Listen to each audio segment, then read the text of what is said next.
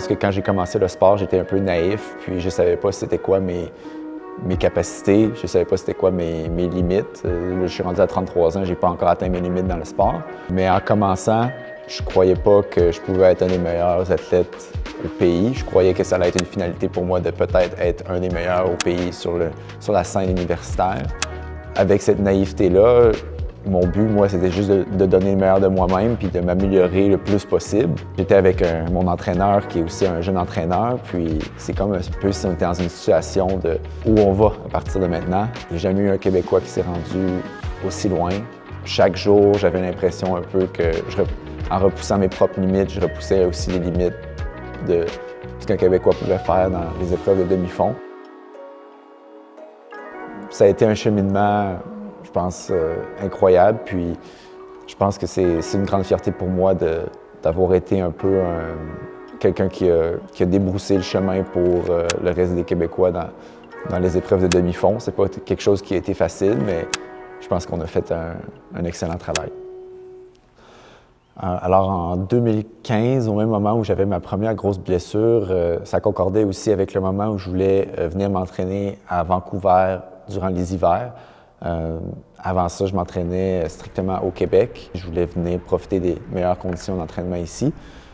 Puis c'est un de mes amis avec qui je m'entraînais ici à Vancouver qui m'a recommandé d'aller voir sa physiothérapeute, qui était Marie-Lou Lamy. Une Québécoise qui habitait à North Vancouver pour aller la voir à propos de ma blessure au dos.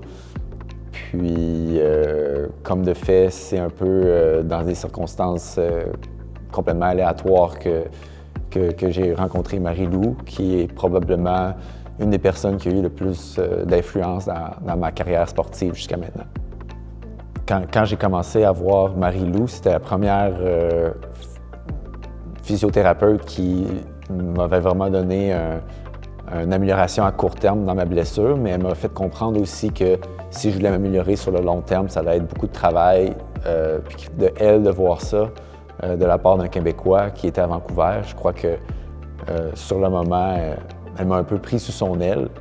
Puis on a vraiment développé une relation. On vient à développer une certaine intimité. Puis pour moi, c'était un peu d'avoir du Québec, d'avoir quelqu'un de chez nous quand j'étais à Vancouver. Puis maintenant, Marie-Lou, pour moi, c'est comme de la famille.